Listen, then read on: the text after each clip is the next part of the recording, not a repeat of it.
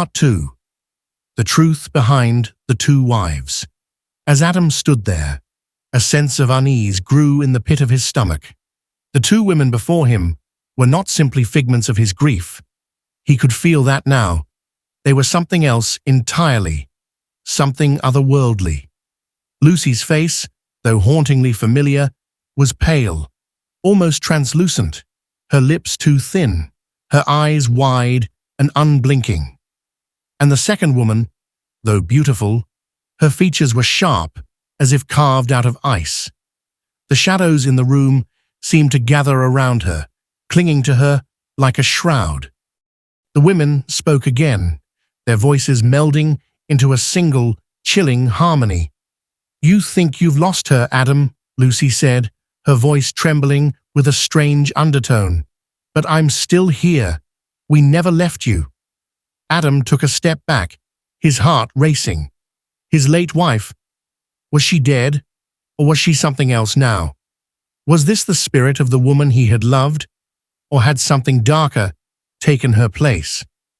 The younger woman, who sat quietly beside Lucy, tilted her head slightly, a smile playing on her lips.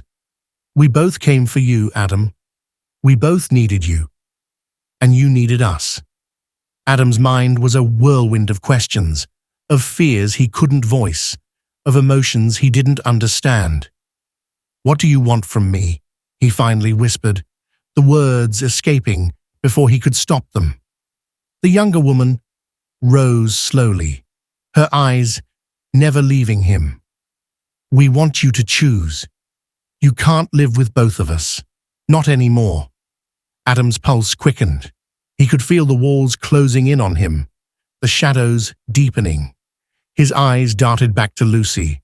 Her expression hadn't changed. She sat there, motionless, like a ghost from the past. But behind her, something dark was growing, as if the room itself were shifting, folding in on itself. "Choose?" Adam asked, his voice barely a whisper. "How?" The two women exchanged a look, and in that instant, the room seemed to tremble. A gust of cold wind blew through the cracked windows, extinguishing all but one candle. The shadow of the second woman flickered, her form becoming more ethereal.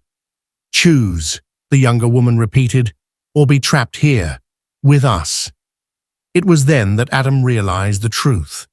This wasn't just a choice between two women. This was a choice between two realities, two worlds. One of the women was the ghost of his past, a memory he could never escape, while the other represented a twisted future, a darker path he had unknowingly set foot on. The floor beneath him groaned, as if the house itself were alive, and Adam understood. Whatever choice he made here would bind him to this place forever. Part 3. The Final Decision. Adam's heart pounded in his chest as the cold air of Morrow House closed in around him. His breath came in short, shallow gasps as he glanced between the two women. He could feel his sanity slipping, each second growing more suffocating than the last. Lucy's eyes, those familiar, empty eyes, stared at him. But they weren't the eyes of the woman he once knew. They were eyes that had seen too much, eyes that belonged to something beyond the grave. He could feel the weight of that darkness pressing in on him. The second woman, the one who seemed so serene, so unearthly, stood silent, watching him. Her presence was suffocating in a different way, cold, distant, and utterly alien. She wasn't human anymore. She had never been. She was something else, something more terrifying than death itself. "Adam," Lucy whispered, her voice trembling. "I can't leave you.